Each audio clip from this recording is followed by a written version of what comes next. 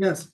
So first of all, guys, thank you so much for coming. And I know it's a Sunday at 4 p.m. at your time. It's kind of Shabbat for for the Israelis, kind of. So it's your day off, and thank you so much for coming and taking your time to come and listen to my testimony. It's not taken for granted, and it means the world to us that people are still reaching out and asking how they can help and learn a little bit more about what we've been through and heard from a firsthand experience about what happened October 7th. Um, and I want to start and share with you guys that first of all, I will introduce myself, and before that, I will say Ricky and Julian, thank you for making it happen. Really, both of you. Yeah, I got the connection with you guys, and thank you so much for making it happen. So my name is Daniel Vaknin. I'm an Israeli. I was born here all my life. I'm 30 years old. I'm the third out of four boys in a beautiful family. My dad is Moroccan. My mom, she's Hungarian. They both were born in Israel. And I got a beautiful family. I adopted a dog, a Belgian Shepherd, 4 years ago. And that's my lady for now. And I'm happy. I work as a DJ and a event music producer for a long time. I was working as owner of a dance club in Tel Aviv. And I traveled the world. I've been in India, I've been in Australia, I've been traveling a lot. I like to travel, I like to go to the beach, I like to play with my dog, I like to play soccer and do activities and to make people dance and be happy and just to enjoy life because that's something I really into, and that's what I've been doing for the last 12 years. And I served the country for 3 years as a special forces, as a combat fighter in the army. It was from 2012 until 2015. And yeah, that's a little bit about myself. So regular Israeli. I'm a regular person that on October 6th went with good friends to camps to this amazing festival that's called Nova Festival on the Gaza envelope. And that's the border of Israel with 22 kibbutzim, like small cities around it. And it's a beautiful landscape, a really peaceful place, quiet place that the trans community, the trans with a C and E, has been going really good and really hard in Israel and making these festivals happen all over the country, southest point to the northest point, east, west. And it's something that I am really into for a long time. And a good friend of mine named Ilya called me the same night and told me that he's looking for a place, if someone have a place in his car, to go with him to this amazing festival. And it was around 2 a.m. My girlfriend was working as a bartender the same night at the Nova Festival. I knew that a lot of my friends are going to be there. I knew that a lot of people that I knew is planning to go. And when Ilya called me, I knew that, yeah, I will start a car. I will arrange all the stuff that we need, all the equipment, and we were heading to this amazing festival.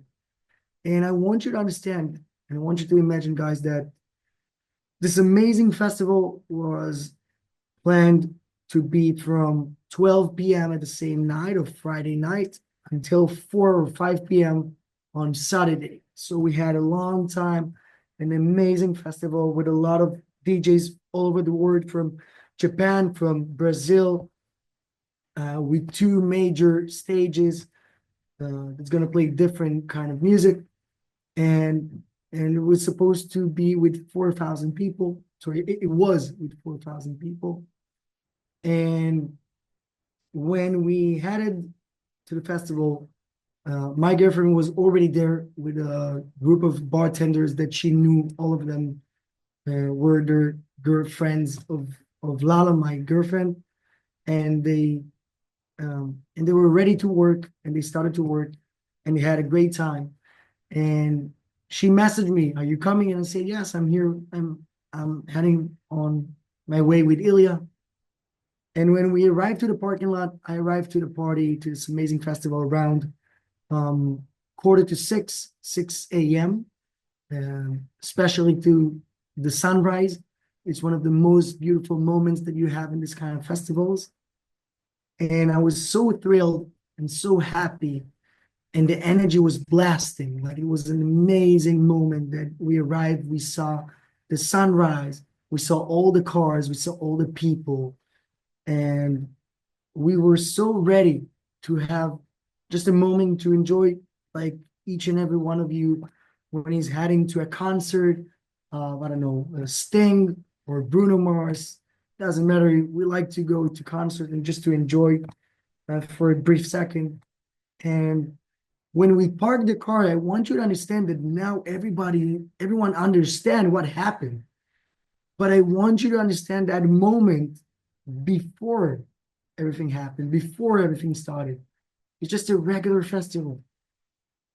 It was an amazing moment for all of us. And when we parked the car and headed to the party, to this festival, we met a few of our friends, and we gathered around, and we were so happy and so thrilled.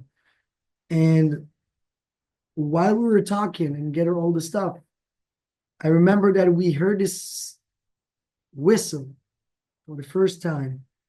And I want to say that we were the first people because we just arrived to the parking lot. So when we parked the car, we were the people that were so close to the border, because that's how the parking lot was working. So we had it, and while we were heading, we heard this whistle. And when we looked back to the Gaza border, we saw this missile launches from Gaza into Israel. And it was a barrage that started nonstop. And I remember that we looked at each other and we took cover. We fell to the ground. We cover our heads, and that's exactly what you're supposed to do when a barrage of missiles started. Now, I don't know how many of you know, but when you're so close to the border, you have between 10 to 15 seconds until a missile will hit the ground, and you don't really know where it's supposed to hit. And we took cover. We waited for a while. At the same time, the sound system guy, that now I know that he was a good friend of mine named Matan Lior, and unfortunately he's not alive. He was the guy that took the microphone when they stopped the music and asked all the people to evacuate from the perimeter of the festival. And I remember that I just heard this voice that's saying, "The party's over, the festival's over, guy, evacuate outside, please, everyone leave the perimeter." And immediately the only thought that came to my mind was that my girlfriend's there. And I remember that I picked the phone and I called her and I said, "Lala, I'm here. I'm gonna pick you up. Where are you at?" And she said, I'm heading outside." And I said, "Okay, just come to this route that leads to the parking lot. I will see you and I will pick you up." And Ilya and I hugged our friends. We say that we're going home. We see them later, and just be safe and drive home. And I picked Lala up, and now in the car, it's me, Ilya from my right, and Lala's on the back. And at the same moment, guys, we still have only rockets. And I know it's funny to say, but it's only rockets, only missiles. So it's a little bit scary, but it's nobody even imagine what we're gonna go through a minutes from now. So we're heading back to this route, and the police officer is aiming us towards the route. And Route 232, it's a narrow route that you have a small route that from your left and right, there's an open field that you cannot go through if you don't have a Jeep. And we were driving and heading home to Tel Aviv. And then a police officer was standing with his car, and he just stopped the car and he signaled all the cars that was heading towards him to do a U-turn and go back. And that's exactly what we did. And we didn't ask any questions. And we went back. And that time, my oldest brother called me and said, Daniel, I believe that you went to this festival. I know that you're going all to this trance music festivals. Are you there? And I said, yes, I'm here with Lala and Ilya. And we're heading home and I will be safe soon. Don't worry. And he said, please, there's a barrage, over 1,000 missiles already launches to Israel. If you can take cover in a bomb shelter next to one of the kibbutzim, please do it. And the people of you that doesn't know, a bomb shelter is 4 walls with a small door. It's a 4 walls of concrete that all the Gaza envelope has for the moment that if a missile will launch into Israel, so people that stand and wait for buses or something like that can go and hide and be protected from the missiles. And I told him, don't worry, I will find a place, I'll find a bomb shelter and I'll run into it. And we find a small kibbutz named Alumin, and we found a small bomb shelter next to a bus station.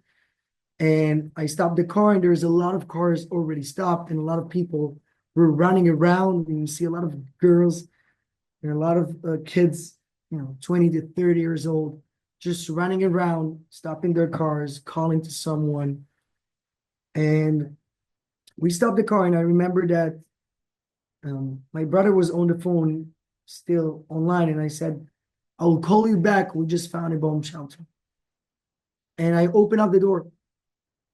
And once I opened up the door, we were getting shot at, automatic rifles all over above our heads, bull just flying around with something that I know to tell you right now. It was AK-47, just launches at us with flying bullets.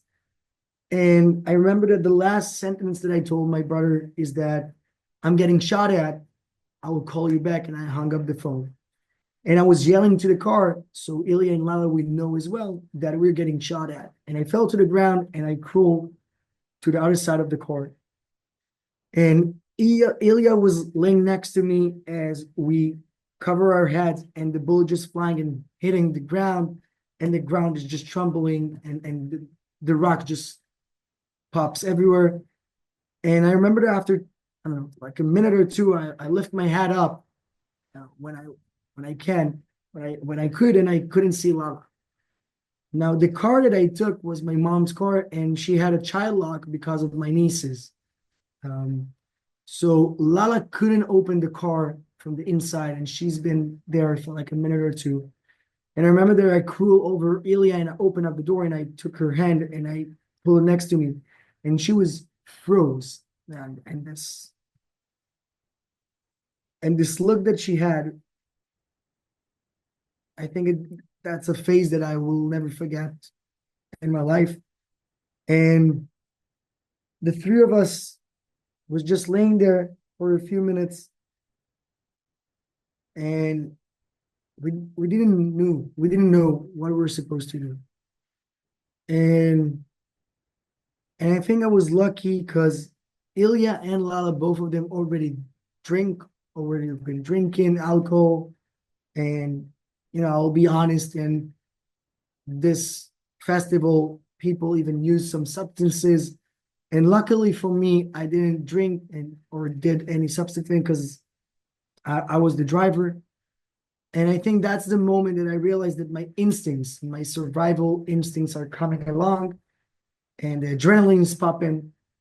And I remember that I looked at both of them and I said, we're not going to stay here. Please take your seats back, crawl back to the car. We have to run. We have to do something. We have to drive the car and get the hell out of here.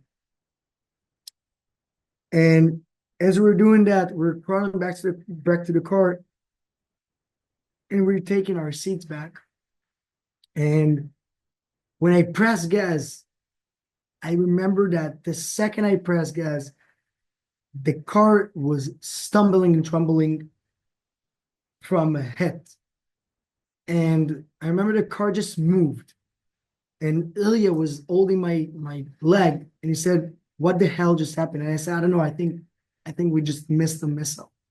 And he said, that doesn't make any sense. Like, we just left. It was supposed to hit us. And I said, I don't know, we just have to go.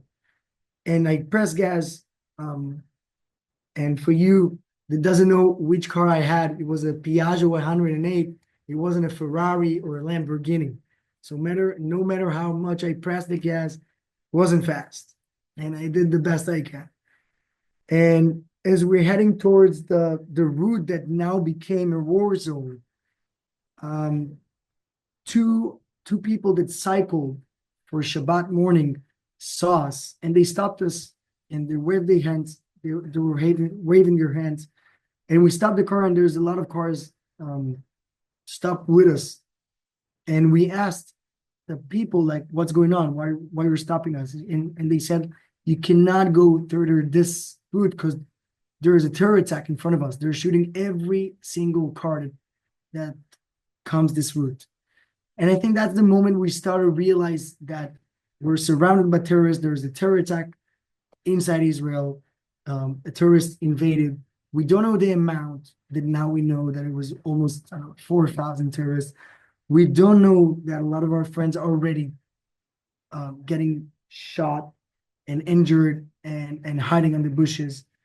And after a while that we were standing there, there's a guy that came out of nowhere, this amazing angel that told us to follow him and go inside Kibbutz Saad. Kibbutz Saad there's only two kibbutzim at the same day, the same horrific day on October 7th that didn't get hit at all. It's Kibbutz Saad and Kibbutz Patish. That's the only two kibbutzim of all the 22 that didn't got even a single shot fired inside. Not even a single terrorist invaded the kibbutzim. These two. And we got lucky by God, by the universe, by whatever you want to call it. And each one of us have his own preparation. But we got lucky and we entered the kibbutz Saad with more than 70 kids that ran from the festival into this kibbutz. This kibbutz was a religious kibbutz that opened up its gates for us, and they welcomed us. The city patrol of kibbutz Saad was only 3 people. 2 of them had pistols, 1 had a rifle, and they guided us into the kibbutz without any falling instruction. Just said, go inside, and they closed the gate. And I want you to imagine that right now, into your neighborhood, into your quiet neighborhood, 70 kids with mud on their shoes and festival clothes, crying, running, mobbing, sobbing, just running into your neighborhood and yelling, and they're screaming different names. And we were waiting next to the second house and in front of the gate. And that's when my second angel arrived into my life. The angel is her name is Sarah Jackson. She's 88 years old. She's a Holocaust survivor. And I want to share with you guys that I'm a grandson of a Holocaust survivors. Both of my grandparents passed away 2 years ago after raising this amazing family in Israel, after surviving the Holocaust and fighting and surviving every second in Hungary to arrive to Israel and to thrive. And that's the only victory they wanted. And I got lucky to have these amazing grandparents that taught me so much moral, so much values about just embracing life, about enjoying every single moment, and you cannot take for granted anything that you have. And this amazing lady came to Kibbutz Saad 50 years before, and she raised her family in Kibbutz Saad after running from Poland. And she came outside and she heard all this noise. Now, I know maybe most of you know what's in an Ashkenazi, so she had this Ashkenazi voice. And she said, what is all this noise that these kids are making? And while she's asking it, I just looked back and I saw her face. And I asked her if we can come into her house. And she said yes. And she welcomed 4 of us. Now, another friend that we met in Kibbutz Saad was joining us, Benel. And for more than 9 hours, guys, we were in her house going inside and outside of the bomb shelter, getting all this information and gathering all this information of our friends and pictures and videos of our friends that we lost. At the same day, I lost 6 good friends of mine that are not longer with us. And I'm doing the best I can to keep spreading their lights, keep sharing their memorial, keep honoring their death, and doing the best I can to spread optimism, to spread joy, to spread love in the world, because I think that's exactly what these kids, not only my friends, that the people in this amazing moment in festival wanted to celebrate joy, to celebrate life, to celebrate love. And at 6 p.m. of the same day, I arrived home, and that's actually when my story actually began. Because October 7th, that was the day that you didn't even understand what's going on. You just survived. But I think now, each and every one of the Israelis, and I think it hit all over the country, needs to handle now, as we speak, the post-traumatic disorder, the loss and the grief, um, the energy that shifted in Israel, the war that we were still in for a year and a half almost. And we're still trying to figure out what's ahead of us. Because as you see on the news, or as you hear on the news, um, it's not easy here, because we're trying to do the best we can, and we don't want war, and we want to just live. And especially these kids that represent life and joy. And we're doing the best we can to make this trauma a positive growth, and to take all the tools that we can get from modern um, thinking, from alternative sessions, from psychologists, psychiatrists, um, alternative medicines like ice bath and saunas and retreats and jeep tours in the desert. And that's exactly what the Nova Foundation is doing from December 2023, a month and a half afterwards. The producers of the Nova, people exactly like me, exactly like you guys, that never had any work with foundation or donations or trauma, open up this amazing foundation. It's called the Nova Foundation. And from that moment, they understood they cannot sit on the side, and they have to do something. And I joined this amazing foundation almost a year ago, when I started to do speaking all over the country in the United States, sharing my testimony, raising awareness, and raising donations, so we can keep on helping each and every one of the survivors of the Nova Festival, that now we have an amount of 18,000 people gathered around this amazing community. Because it's not only about the survivors, it's about the family of the survivors, it's about the bereaved families, it's about the mothers, it's about the fathers, and it's about each and every one of the people that ask for help and doesn't get it.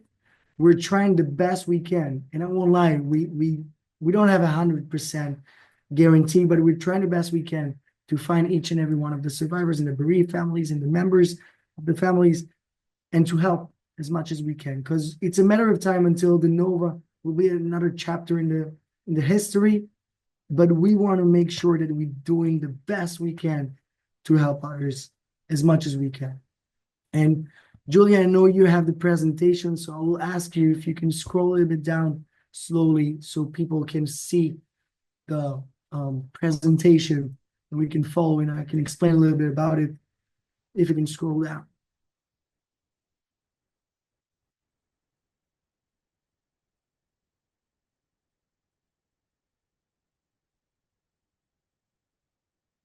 Can you scroll down, Julian?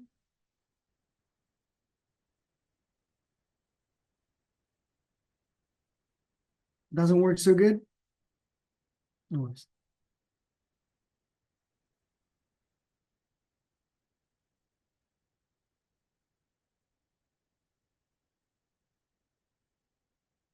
You can scroll a little bit more.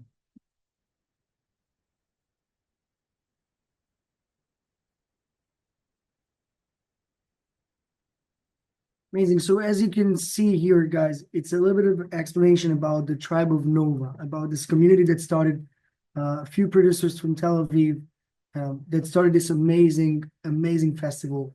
And it started as a group of people with 300 or 400 people attendance.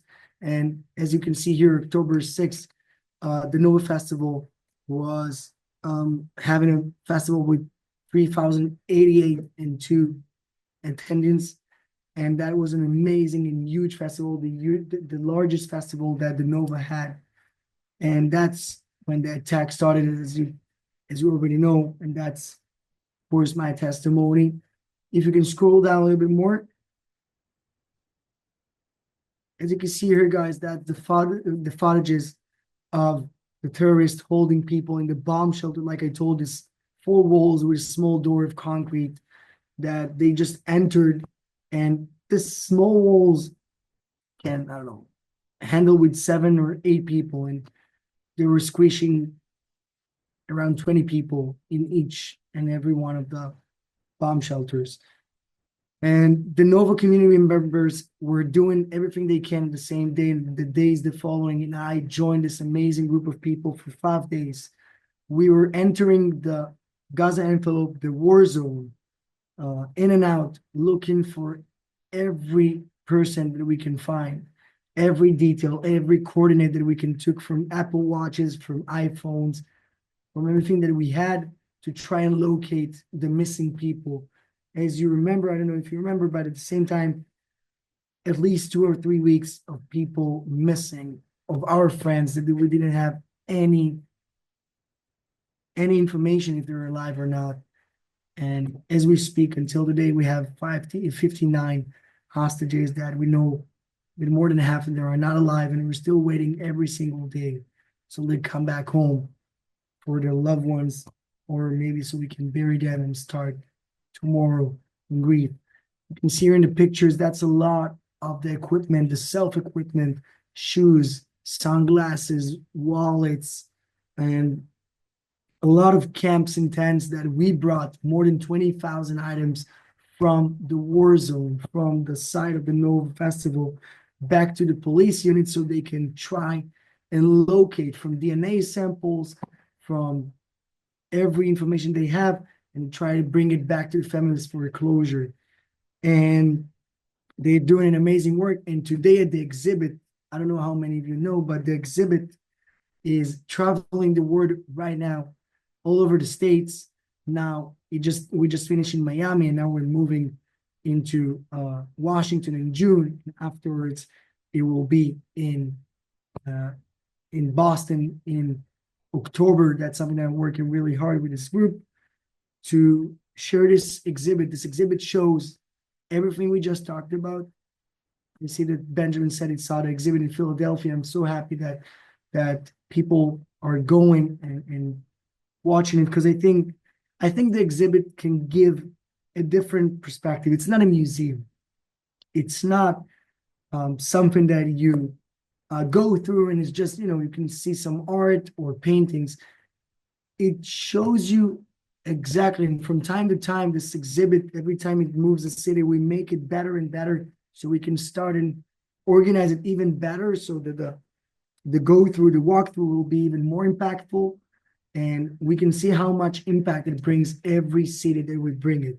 We started in New York, and afterwards it moved to LA, and now Miami. It's going to Toronto, Washington, Boston, Berlin, and we have more cities, major cities, that are asking to bring this amazing exhibit. And I think the exhibit is one of the most impactful thing that we can show as we move from city to city, because people, it's not like seeing it at the news. It's not only hearing it through Zoom. You can literally see the actual cars, the actual toilets, the actual camps. It's the actual stuff that people brought back. The producer brought and arranged it and brought it to the exhibit. So you see everything on a real experience or a real life experience. And I think that's one of the most impactful things that we got from a lot of people that came and walked through this exhibit. And at the end, we have the healing room, because I think the most important thing, guys, that I want to share with you from my perspective and the Tribe of Nova perspective and the trans music festivals perspective is that I think that's something that really represents us and as an Israelis, us as Jews in the world, and it's something that I'm really proud of to be. I'm really proud to be Israeli. I'm really proud to be Jew. I never thought that I will need to bribe my pride, because I live in Israel. I live in Tel Aviv. I was born like that. And I think only for the first time when I arrived to the United States, I saw a lot of people are so proud being Jew or being Israeli. And I realized that I never been so proud, because that's where I live. And that's where I grew up. And I don't need to show off, because all of the people around me are Israelis or Jews or Arab Israelis, and they're proud of their country. But now more than ever, we need to show only by light, only by optimism, only by joy, only by spreading music, spreading awareness, resilience, to show the world that we never gonna break, we never gonna give up. Because I think the world is trying to break us all the time by numbers. But as a grandson of a Holocaust survivor, as a 30 years old guy that just got the same title as his grandparents, a survivor, we're trying to show right now that we survived on October 7th. But from now on, we're going to be winners. We're going to celebrate even stronger. We're going to dance even harder. We're going to laugh even more. We're going to sing the "We Will Dance Again" motto that I think spread all over the Nova symbol and all around the country now, represent more than "We Will Dance Again." It represents the Jewish spirit, it represents the Israeli spirit, it represents the resilience that we're trying to show each and every time. We're going to be here. We're going to stand strong. We're going to be together, and we're going to do the best we can to show the world that we are here to stay. So I want to tell you guys that after a journey of a year and a half now, almost, I will share with you that I still have my downfalls and I still have my bad moments, like every person in the world. Sometimes through nightmares, sometimes through memory of my friends that are not here, sometimes through thank you so much, Todd. And sometimes through commemoration, sometimes through memorial days that we have, that we gather around to remember our friends and families and to show love to each and every one of the families that didn't got their kids back. But no matter what we're doing, no matter what happened to me, I will keep doing the best I can, as much as I can, as long as I can, doing this, talking to people from different ages, from different places. It doesn't matter if they're Jewish, and it doesn't matter for me if they're non-Jewish. It doesn't matter where you're from. The story here is about kids that went to dance and didn't come back home. I had an amazing chance to meet a guy named Scooter Brown. He is one of the most known managers of Taylor Swift and Justin Bieber, and I know is really known in the United States. And he shared with us a story that happened long ago in London, in Ariana Grande concert. A terrorist came in 2014, if I remember the date right, A tourist entered this concert in London. It wasn't a Jewish festival. It wasn't an Israel festival. It was just a regular festival with Ariana Grande. And a terrorist entered this festival, entered this concert, and killed 22 people. And no one said it's a resistance. No one said it's okay. No one said that the people that died were not supposed to be so close to a border and so close to some. And that's exactly the story. We see a lot of people are quiet right now around the world about what happened, about what's going on in Israel. And I think that the news shows us, and the people that are talking, it's just a minority. It's the loud minority. We just need to show that we are the majority, the people that have a resilience, the people that have morality, the people that understand that what's going on in the world right now, it's not okay. And we're not going to be quiet. But we're not going to be quiet by war. We're not going to be quiet by, fighting. We're going to be strong together as always and as much as we can. And that's my optimism message. And that's the most important thing from me to you guys, because when I start my testimony and when I talk about what I've been through, when I talk about the friends that I lost, and that's exactly what the Tribe of Nova is trying to show, and that's exactly what the exhibit is showing, is that we started in the light. We were going to a festival with joy and laughter and love. We entered the darkness. We ran for our life. We lost a lot of friends. We lost people, kids. But afterwards, we're ending the exhibit. We ending our message. We ending our testimonies in the light. Because that's what's important. To show everyone we're going to smile every single day. So thank you so much, guys, for listening. Thank you so much for taking your time and giving me this opportunity again and again and again.